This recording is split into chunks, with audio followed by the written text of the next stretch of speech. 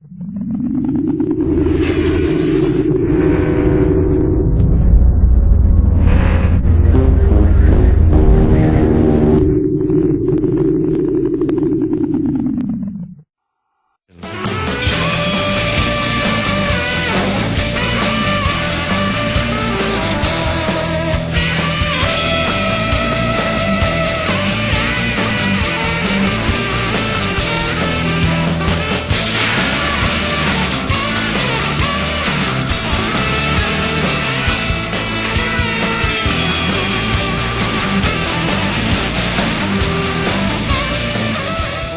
name is Dan Glazer. We have a really wonderful show in coming up. This young man right here is named Johnny Knapp. He's a piano man of legendary renown, and Josh Harris. But before we get to that, hey Al, how you doing? What's up, Bo? Hey Al, like my old girlfriend said, nothing. That's the problem. Okay, did you know that Amazon is going to be delivering pizza to people's homes by a drone, guaranteed 15 minutes? Yeah, they're going to be calling it Zamino's Pizza. Uh-oh. I take no responsibility for this joke. This joke was called, a very close friend of me named Dr. John Hernandez from Austin, Texas, called and said, Dan, you got to say this joke on the show. But what I do take responsibility for, his daughter, Callie Hernandez, is an up-and-coming movie star who's going to be starring in the movie La La Land with Ryan Gosling and Emma Stone. It's a musical, so in July I'll keep you posted, and you can see Ryan Gosling, Emma Stone, and Dr. Hernandez's daughter, Callie Hernandez, sing and dance in July. But right now, we want to get to the stars of the show. First of all, this is an amazing show that is being sponsored by a young man named Josh Harris. That's me. That's you. Josh Harris, his reason he's sponsoring the show is because he brought the keyboard. So right now, I want to introduce you, Josh Harris, and to explain his upcoming show. I'm here. You're welcome. Take it away, Josh. All right. Well, my name is Josh Harris, and I'm super excited. I recently came out with a musical comedy album that debuted at #3 on iTunes comedy charts, as well as hit 13 on the Billboard comedy charts, which is pretty sweet. And so I'm essentially bringing this album to life in a live, epic, multimedia musical comedy production. I'll be doing some stand-up. I'll be doing songs from the album. I will be showing 2 new music videos, some sketches. Essentially, it's going to be an epic multimedia comedy concert that makes Star Wars look like the Flintstones. So you need to come check this thing out. And your DVD was #1 on iTunes. CD was #1 on iTunes. Wow. And we have a brief clip of the show. #3. Close. Yeah, close. But we have a DVD, a little brief clip of the show. Yeah, this is a clip from the music video that we'll be showcasing and premiering actually at the event. So March 19th, 7:30 p.m. Get your tickets at funnyjoshlive.com. funnyjoshlive.com. It's going to be a game changer. And let's play the brief clip. Yeah, bro, it don't matter.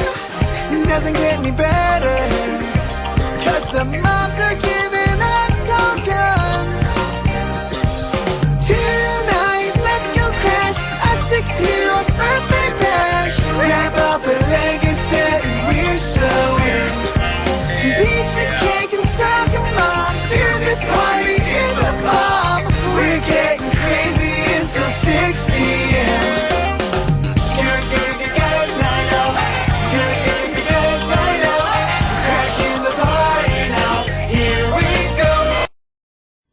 Very good. And that's at the Strand Theater. Yeah, that was not at the Strand Theater. That was at like a Chuck E. Cheese place. But no, we're doing, the show will be at the Earl Strand Theater, 500 plus seats. It's going to be delicious. Very good, very good. Come check it out. Thank you so much, Joshua. I Thank appreciate you, it. my friend. And let's take it to Atlanta Comedy Theater. Open mic commercial. American Hearts Radio Entertainment Network is proud to announce that Dan Glazer's Comics on Parole Open Mouth Night will be held on Wednesday night at Atlanta Comedy Theater in Atlanta, Georgia, where you could get glazed every week with Dan Glazer. Dan has a great success with his Comics on Parole Open Mouth Night. Now fate has brought Comics on Parole to a larger stage at the Atlanta Comedy Theater. Come see the Comics on Parole Open Mic at the Atlanta Comedy Theater. This is a show up, go up for 45 minutes before the scheduled shows. 4650 Jimmy Carter Boulevard, number 114B. Go to www.atlcomedytheater.com. And don't forget to check out Comics on Parole web TV series every first and third Tuesday of every month at 9:30 p.m. Eastern Standard Time on www.americanheartsradio.com web TV. So we're here. And right now I want to welcome 2 legends to the stage. It's a very big honor to have these gentlemen on. This is the legendary Johnny Knapp, who's a pianist, has played with Barbra Streisand, Frank Sinatra, Dean Martin, Sammy Davis Jr. He recently played at Mel Brooks's 91st birthday party. And we have the famous Colonel Bruce Hampton. You may know him from Sling Blade. He's been in 50 movies, but he's also a very legendary, he's the guru of music, and I've been told in Nashville, Tennessee, with many different bands. And at one time you performed with Rolling Stones on the same stage, right? One of them. A Stone. A Stone. One Stone. So listen, what I want to do is kind of turn this over to Colonel Bruce Hampton, to talk about his close friend, and to show you what a close friend is. I put this clip up of those two together. Close friend. This is Colonel Hampton and Johnny Knapp at IHOP. And this is actually on Johnny Knapp's Facebook, the main picture on his Facebook. This shows they're very, very close friends, which means Colonel Hampton knows him better than anyone. So, Colonel Hampton, tell me what you know about this legendary figure. I steal his food every day. Well, for 6 years, it's funny, we've been... 6 years? It's been 6 years now. No kidding. Wow. Yeah, and we meet about once a week, right, and discuss nothing. And everything. And everything. I get to eat his crepes. And we first came together, and he's, I saw him in 1964, and I can't remember who with. Right. And but I didn't know he was the Johnny Knapp. I thought he was like the Bob Hope. Right. I remember, and he started talking about names, and we had 10, 12 mutual friends in New York. Right. Wow. Which we're still trying to get together. We're still trying to call them, and we can't find them anymore. Right. Matter of fact, Jeremy Sy, if you catch this show, give us a call. Or Eddie Gomez. Eddie Gomez. Yeah, but many people. Jeremy Steig is the one we really want to get. Yeah, we're the one to get in touch. So with you him. started 6 years ago with Johnny? About 6 years, yeah. And what prompted that? A friend of ours, tell you the truth, this is the truth. Jez Graham said, "Are you doing anything for lunch?" And he said, "I want to introduce you to a crazy guy." Yeah. And we have lunch, and after the lunch, he said, "What did you say? What did you think?" I said, "He is crazy." I thought crazy genius. I thought he was out of his mind. He's crazy as a fox. Really, crazy as a fox. Crazy as a fox. But he uses everything. Like, he has a lot of fun, and people think he's just happy go away. But really, he knows everything he's doing. He thinks right. He knows how to put together a band. As a matter of fact, I probably wouldn't be playing music with any other group except his. Because he lets me play what I want. Now, I hate rock and roll. I've always hated rock and roll, but I do like what he does. Right. Because it swings, it gets a feeling. He doesn't tell me what to do, and of course, as long as I hit that groove and we play well together, then it works. And as long as I enjoy working with him, like if someone else called me to work with him, I wouldn't take the job. Well, I went to a concert of yours during July on the Square, on the Main. Okay. Where was that at? Mom's. Lilburn. Music on Main Street. And it was something I'd never heard before. It was mesmerizing. And people were dancing in the park, up and down. It was something you have a unique sound, the two of you together. I do want to ask you one thing. Who's the first person of notability you performed with? Well, let's see. Can you remember back then? I think it was Tony Bennett. Wow. When he was doing small nightclubs. Wow. What were you, 16? Something like that. Yeah. And really. he hasn't aged a bit? No, he's still, the only thing that's better about him is he got a better toupee. And you went on with Dean Martin? Well, I know Dean Martin, but I never performed with him. Now, you're talking about people that I was actually on a show. I played for these people, but just either on one spot or in parties. But we're talking about people that I actually work with and did a night with, or 2 nights or a week. Like Tony Bennett. Frank Sinatra? I worked one date with him. There was a whole thing, MGM put on a party, and I was working with Lester Landon at the time. Right. And Frank came on to do a spot, and they needed some piano, and so I played with that. But I never worked with him because he has his own piano player, Right, and his right. own his son directed and everything. But there's so many people I work Dizzy with. Gillespie with the cheeks? The cheeks, Gillespie? yeah. Barbara Streisand? Well, I work for these people, but my heart is really in the jazz people. Yeah, right. Like if you ask me who I really like to work with, I would say I enjoyed Tal Farlow. We're good friends with Miles Davis. Charlie Parker. Charlie Parker. Was Wow. marvelous. He gave him a yoga book while Yes. he was in the hospital dying. Really? Yeah, he got sick and Oh, my they thought he gosh. was dying. And I used this yoga book to get rid of my braces because I had polio when I was I 2. read that, yes. And I got rid of polio by myself with a yoga book. Wow. And so when Charlie was in the hospital, I thought maybe the yoga book would help him. So I went to the hospital and I gave him this yoga wow. book. Wow. Did Did you see the movie, Clint Eastwood movie? No, matter of fact, I didn't because I didn't want to because they usually distort so many things Uh-huh. and they never really get into the real personality. Right. And it may be a good movie. I just didn't see it. Did you see it? No, I haven't seen it, but I know it's supposed to be a great movie. Well- Now, you recently played with Mel Brooks at Mel Brooks' 91st birthday party. Tell us about that. No. Okay, my facts are wrong. My facts are wrong. But anyway, go ahead. I thought you went and played at Mel Brooks' birthday party. No. Where'd you play? I don't know. Did you go to his birthday party? No. Why did you tell me he went to a birthday party for Mel Brooks? Are we on air? You told me that. That was last year.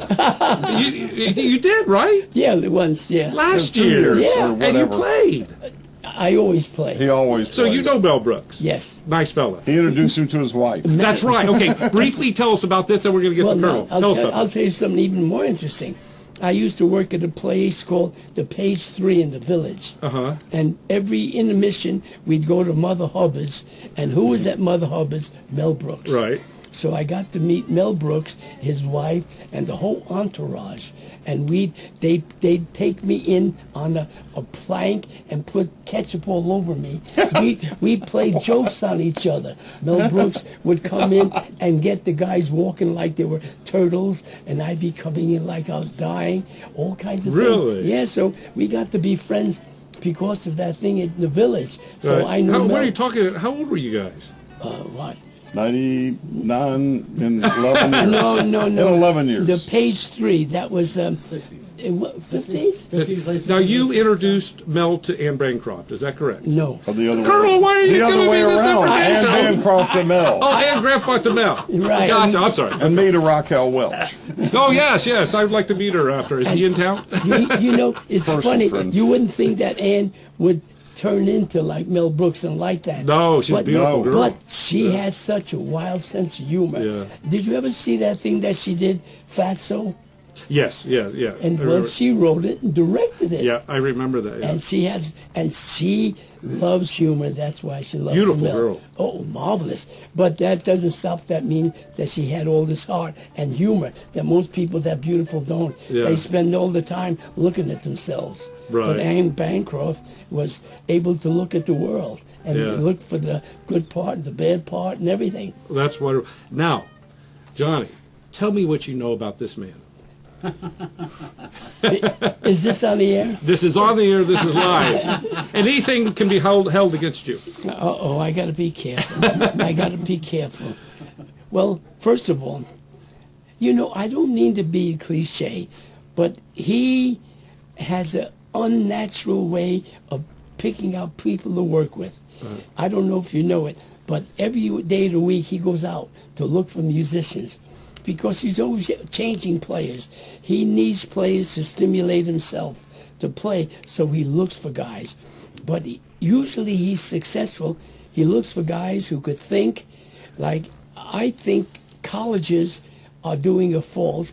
They're teaching everyone about how notes and how to play fast, and Bruce tells them how to play with their heart. He is truly the guru of music. I was there was our buddy Jerry Farber was at his club, and there was a songwriter there from Nashville. I told him you were coming on the road on the show, and he said, he is the I'm not making up. He said he is the guru of music. You and Dave Matthews thinks you're the guru of music. You play with better. Dave I'm Matthews. paying him a lot of money. How long did you play with Dave Matthews? I guess we were on the Horde tour 3 years, and Yeah. we played 10, 12 gigs together. Name some others.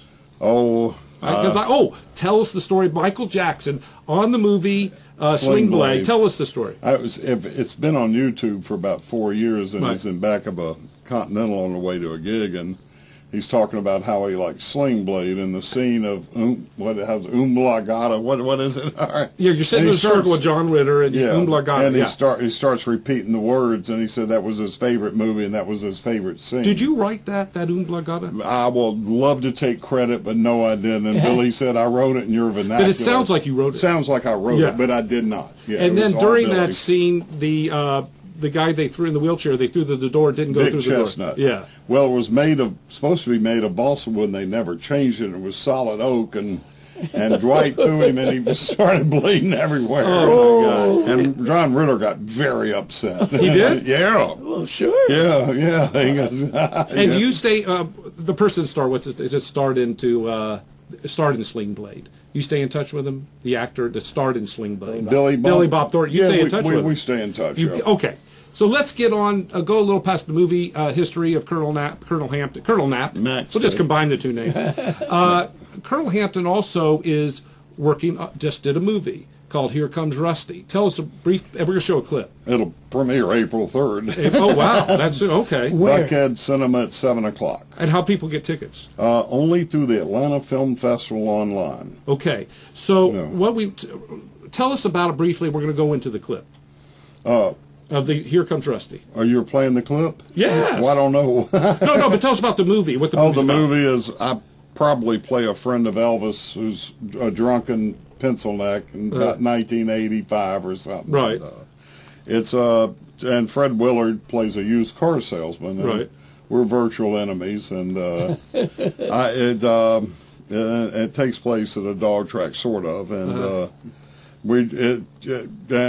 it's. I don't know. You'll have to see it. Let's see the clip, Al. Please. Maybe he'll tell you about after the clip. That's right. Why don't we do what good old boys do? A bet. I win the Magnolia Derby this Saturday, I get the track. Here comes Rusty. You win, you get my used car ranch. Let's make a deal. Save the day.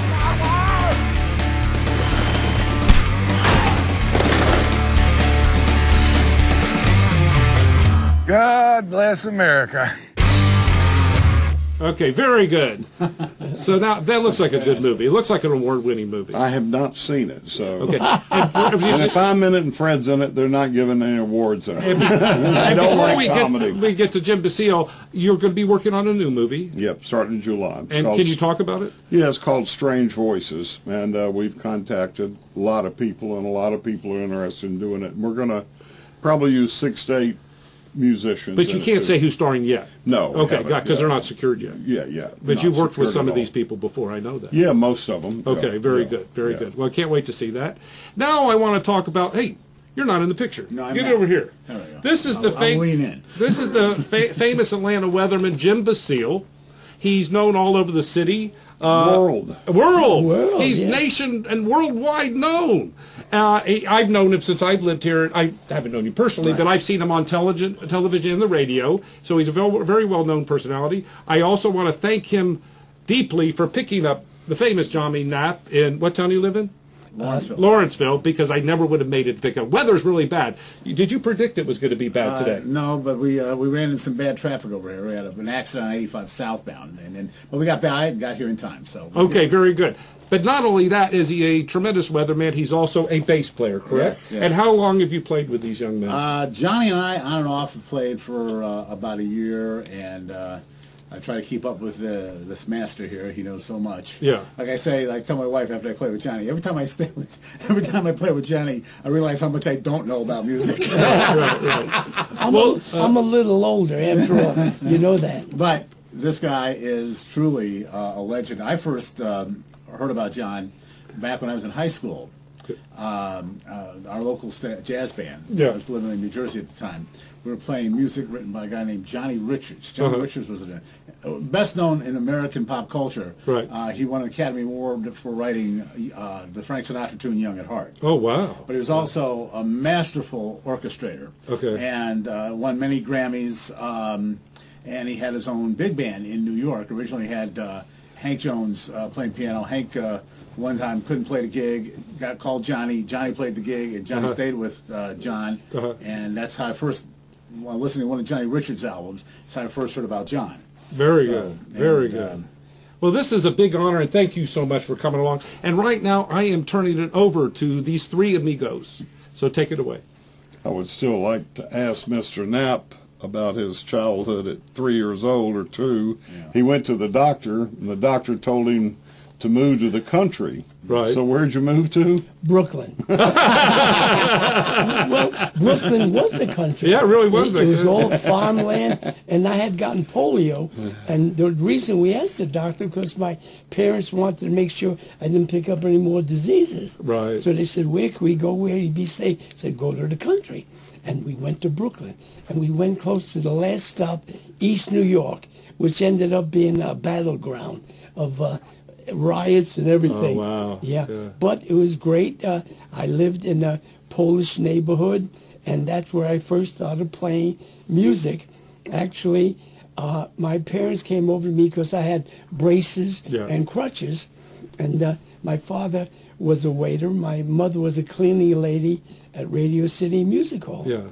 And then my father said he can't do what I do, and he can't do what my wife does, so what can he do to make a living? And he happened to have an accordion in the house. And he took out the accordion, and he said, do you think you'd like to do this? Right. And I played it, and it sounded like harmonica, and I said, sure. Yeah. I like to play it, but not knowing really what music was. Should I tell them the story about the washing ladies and everything? That's scary. Okay, yeah, I will. My parents always thought that if I was in the sun, that I would get better. The sun would help me. And we lived on the 3rd floor on a fire escape, and my mother used to put me on a fire escape every day to get the sun. Right. But to make sure I wouldn't fall off, they put a board, and they tied me up. Oh, my God. So I could roll, but I couldn't roll down the steps. Right. So I would be there, and every Tuesday and Thursday, we lived one side of the street, that side of the street. In the middle was a clothesline, and all the women, at that time they didn't have any dryers, and all the women would dry their clothes on the clothesline. Well, they would start singing. They would sing songs, and one day my mother put me on the fire escape with the accordion. Oh, wow. And I heard the women singing, and I started playing these songs. Oh, wow. And I learned all about these Polish songs. Well, it got to the point where the women would call, Johnny, Johnny. And my mother would put me out there, put my legs on the step, tie me up, and then put a rope around the accordion so that wouldn't fall down. Right. And I would play, and all these women up and down, maybe 20, 40 women would sing. And nothing's changed. They're all there every day. They just did an article on you, Atlanta Magazine. Right. And what was the movie with Tom Hanks, where he had the braces? I can't think. Forrest Gump. Forrest Gump. They called you the Forrest Gump of music because the story is very similar. Well, I know what happened. Can I go further? Can I finish? Yeah, a few minutes and we're going to play. Okay. What happened one day, the husband of one of the women was home from work, and he heard me playing. And he was somebody in the Polish Falcons, which is like the Knights of Columbus for Polish people. And he said, let me get Johnny over there to play for the people. Yeah. So they took me there. I came home, and I gave my mother $6 that I got in tips. And I told my mother she'd never have to work again. Oh, wow. Because rent was $20. Yeah. Bread was 10 cents. Oh, my God. Things like that. And I really thought I had made it. But that started me in music. That's a start. Yeah. And you became the legend you are today. Well, with this legend. I'll tell you, one thing, what's making it continue is this guy. Yeah. I was taking it easy until I met him, and all of a sudden he got me stirred up again, and I am enjoying playing and doing concerts. Right. And I'm writing. I'm doing a ghost thing for Great Expectations for a guy who passed away called Bob Merrill, who did Funny Girl. Oh, wow. Oh, I read that. Yes. Yes, and I'm doing that, and I'm writing another play about the lunch we get together with a guy called Jerry Grillo. And so that should be fun. You get together like once a week with Daryl Rhodes, correct? Is Daryl Rhodes not? I'm wrong in just about everything, yes, aren't I? yeah, I hate to say it. No, I'm always wrong. You're wrong every other. Okay, listen, I'm going to turn it over to these three gentlemen and take it away. J.K. on the piano.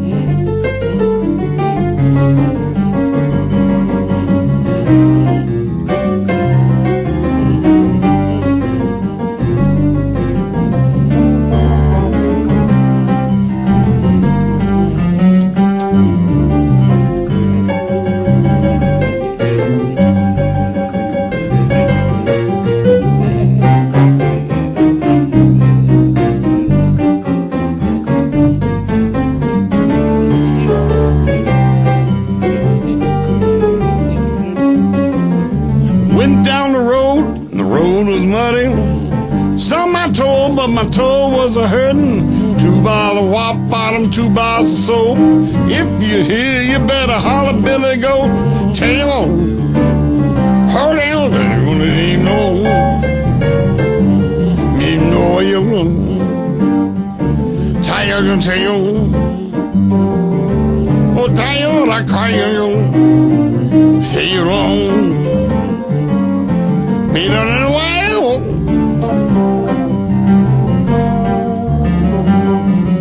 Bum,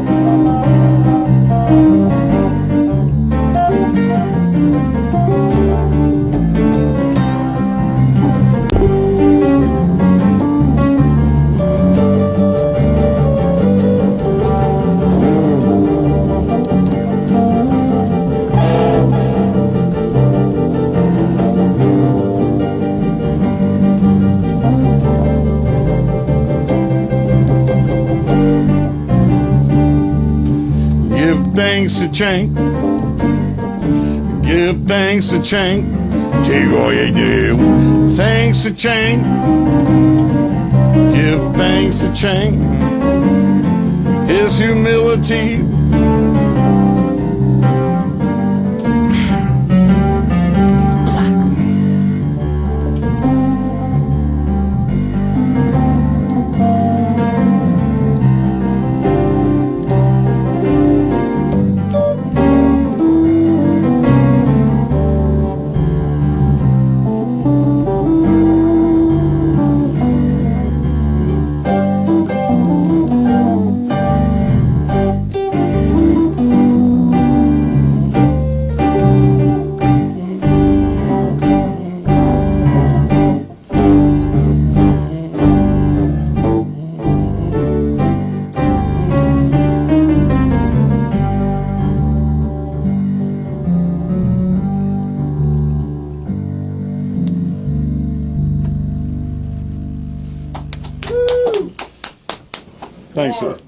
Thanks for the clap. I need to ask you about your rhythm sections. We were somewhere once. I mean, I go out of town, and he wants to drive in a van with 2 wheels on it and drive in 100-degree heat and wears us youngsters out. And we went everywhere in a van that was built in 1941 and had 29 million miles on it. And he gets, here's the best legendary story. We were playing, it was 26 or 27, 25 degrees, and there were 5 of us. And everybody was complaining, had gloves and hats. He's out there in a t-shirts and shorts and had just pole vaulted to the piano. And he sits there and plays, and we're going, just dying. And he plays for an hour, and he goes, oh, it wasn't that cold. And these guys are like 19 and 26 and 35, and they're weeping. The wind's blowing, and it's minus, butt level consciousness. It's hard. It's horrifying. It was his fault. He guaranteed us that it would be 40 degrees. It was.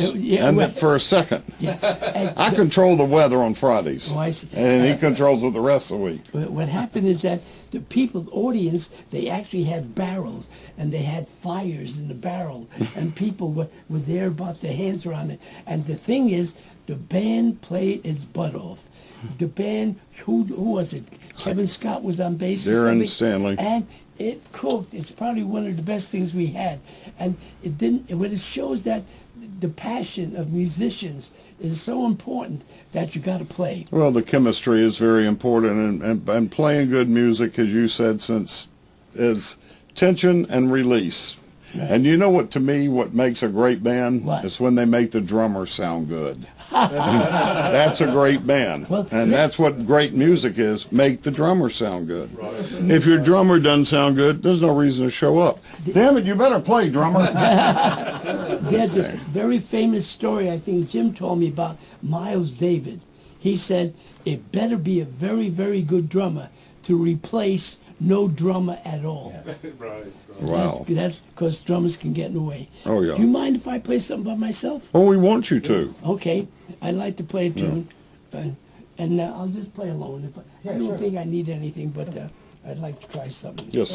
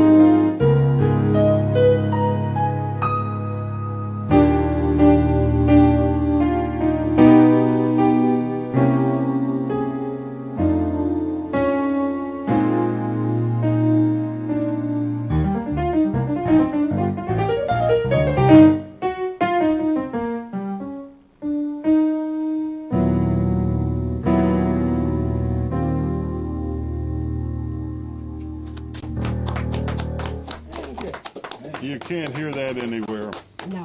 No. What's the name of that tune? Does anyone know that tune? The Day It Got Weird. Very good, Vincent. Huh? Very good. I think it's the ocean. Vincent had it. That was How Deep is the Ocean?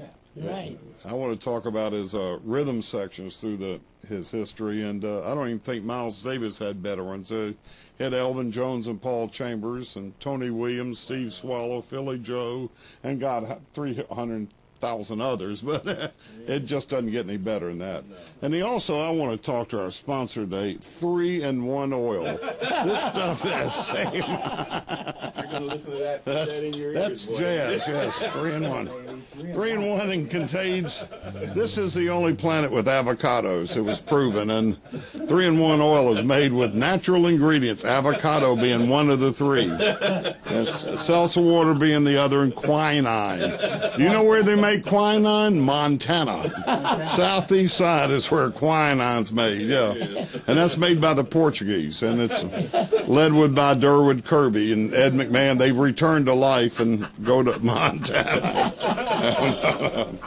Can I ask, there's a rumor that you actually started your life in music on the accordion. Yes, I did. I started on the accordion, and I'm going to end by seeing Dwight Eisenhower's life go before me. When I'm down Dwight Eisenhower at West Point, and negotiating with Churchill. It's going to be weird. Did you ever? I knew how I started, accordion, then Eisenhower. It's going to be okay. Now, how are the kids? Good to be back. Okay.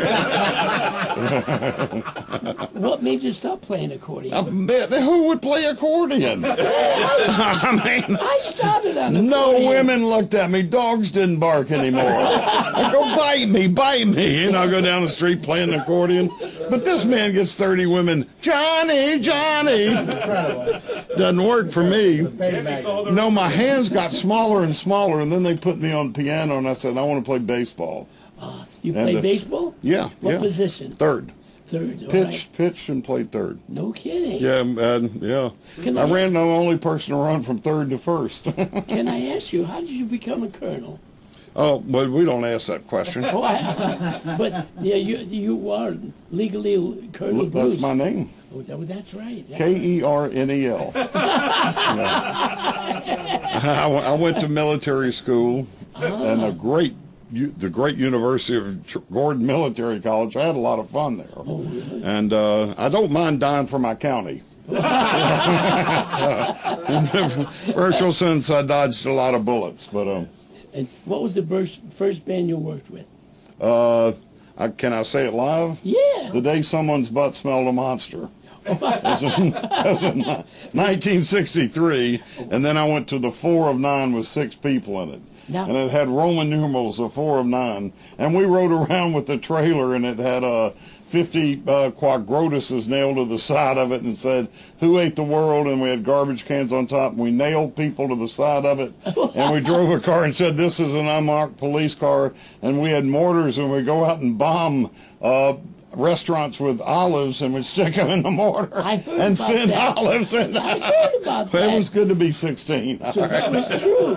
Yeah, oh yeah. Wow. Nothing's true. It's all mythocracy. Now, this man, you look at his body. He has been working almost every week, and if not the whole week, for what, since 65? 63. So yeah. how many years is that? 53. 56 years. No, 53 years. 53. And he still works. Like, now there are people, I won't mention, there are people who have worked with him, and they go out and they said, well, I've worked with Bruce, and I can start my own act, and they go on a road or go on to a club. Now, he works a club. He gets at least 120 people. This guy went out and played the club, and he got 6. And that's what it is. Bruce is still, I have never been anywhere where someone doesn't know Bruce. They know of him, have heard about him, know his playing, know his antics. They don't know who the real Bruce is. And I'm just starting to find out after 6 years. Because he's a very thoughtful person. He's always making jokes, so he kind of puts you off guard. And also, he's a bit of a mystic, meaning he can do things that people can do. He can look at you the first time and tell you when you were born, almost the hour you were born. And one day, this piano players called Bruce up and he said, my wife lost a very important book, and we looked everywhere, we can't find it. And Bruce stopped for a second. He says, what happened, it was in the back of the desk, and when you pulled out the drawer, it fell down in the back, in the bottom. And they looked, and sure enough, the book was there. And he said, not only that, it has 96 pages. And that's exactly what it was. Wow. So it's very weird. If you ever get in trouble, call him, but don't tell him I told you to call him. I know Sonny Pardee personally. We're like that, the ex-governor of Georgia. Yeah. J-A-W-J-A. Yes, and I know a lot of ex-governors. Herman Talmadge. They made this state great. Who? Herman Talmadge. Estes Kefauver, the great Southern leaders. Wow, wait. Wait a minute. What were you going to ask? You said you weren't. Well, he was. I only do one. He's using D, which is a key of regret. And we discussed that. Okay. Well, who wrote this tune? I don't know. Well, I'll start it. It's an A. Major or minor? Augmented. Okay. Good. You start it. Okay. Let's see how you turn this on. After 53 years, I can hold the pick. And that's about it. I don't know if you know it. I got to stop. They have a station where they have asked major people to give instruction in guitar, how to magazine, make it work. Guitar Magazine. It's a magazine, and he won #1 in how to help guitarists, and all the great guitarists of the world were unhappy. And, very. Yeah, and tell them how you want Well, it. I told them first to get the peg straight. You got to get your peg straight. They're not going to go anywhere. They got to be straight. Right. There's other instruction. We can't give away our secrets on there. And yeah.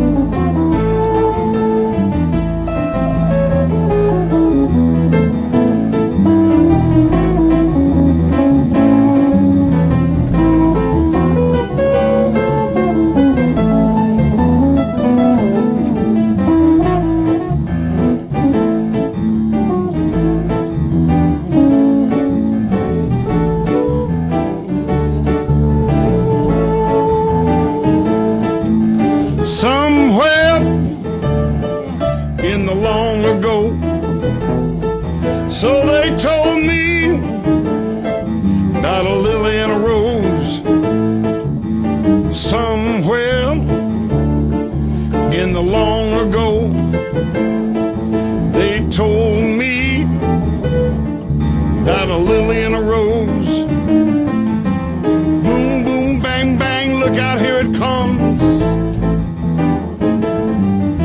You cannot stop the way it flows. It never knows which way it goes.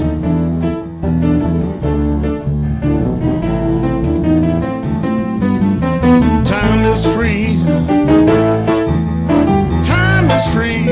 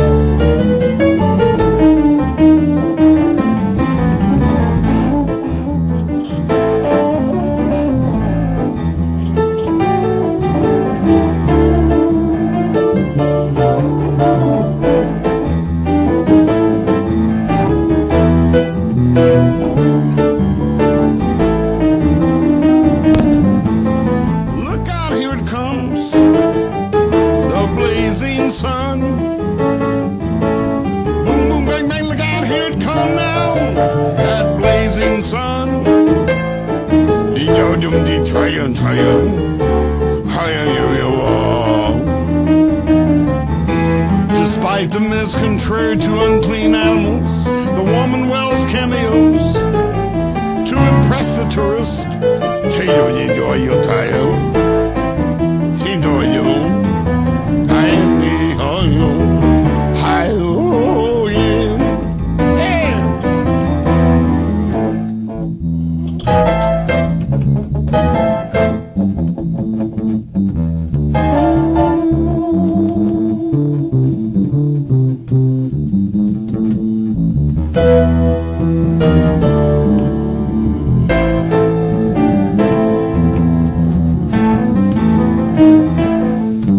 Dothan, Alabama, Jim Basile on the bass. The jewel of Alabama.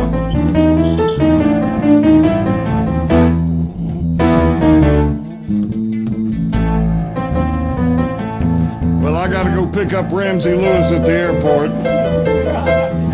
I'm a little bit late, but thanks for...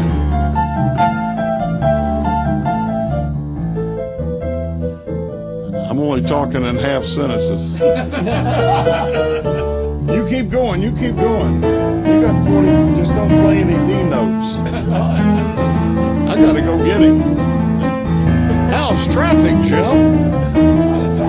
Well, kind of slow on the top end perimeter. I knew you would say top end. Slow eastbound from Mount Ashford Dunwoody, all the way past Spaghetti Junction down to Stone Mountain Bridge. Do you know who made up the name Spaghetti Junction? I do. Who? My old boss, Dave Strong. True. Do you know what it was before then? Malfunction Junction. Malfunction. Do you know what it was before then? You got me on that one, Bruce. The Dag Hammarskjöld turnaround. I gotta get out of here. Oh, say goodbye. Stuff's starting to kick in. Thank you for tuning in to Comics on Parole with your new host, Johnny Knapp. Hey. And sidekick Girl Hampton. Music by Jim. Tune in a couple of weeks when we don't know who will be on, but they will be here. Thank you so much for tuning in to Comics on Parole in this special musical edition. And thank you, Josh Harris. We'll see you at your show. Thank you. Over and out.